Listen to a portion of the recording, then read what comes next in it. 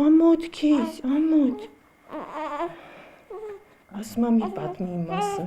Նկարահանվել չցանկացող ամաչկոտ փոքրիկը 3-օրական Ռաֆին է, 44-օրյա պատերազմում զոհված եղբորյակների Ռուբեն եւ Արմեն Շահինյանների եղբայրը։ Պայծառ ժպիտով նորածնին նայող 45-ամյա պայծառը փորձում է որդիների միջև նմանություններ գտնել։ Իսկ թփա երկուսի միքսն է։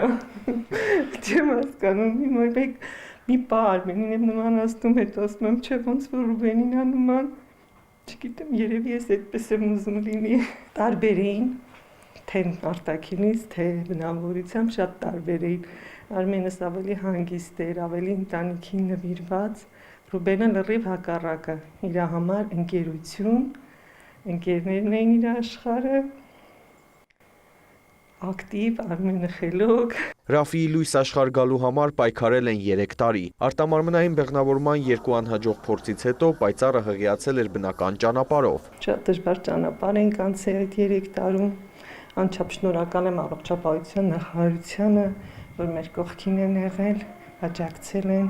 Շնորհակալ եմ Պտղաբերության կենտրոնի տնօրեն Էդվարդ Մարտինիչին, իմ սիրելի բժշկի, Ֆրուդիկնային, որ մինչև վերջի պա միասին պայքարեցինք, բայց արդյունքը չստացվեց։ Հետո անցավ մոտ 7-8 ամիս, իմացանք, որ մենք բալիկ ենք սպասում։ Պայծառի հղիության ընթացքը բարդ էր։ Բացի տարիքից կինը նաև արգանդի միոմաներ ուներ։ Գտնվել է բժիշկների մշտական հսկողության ներքո։ Ի վերջո, մի քիչ շուտ հղիության 37-րդ շաբաթում փոքրիկը լույս աշխարհի եկավ կեսարյան հատման ճանապարհով։ Բանակի օրը հունվարի 28-ին ճիշտ է պլանավորած էր, որ կեսարյան հատումով պիտի ծնվեր ավելի ուշ, բայց ինքը որոշեց, որ ինքը պիտի ծնվի այդ օրը, ու այդ օրն էլ ծնվեց։ Ինքը համարում է բարձր ռիսկի խմբի հղի,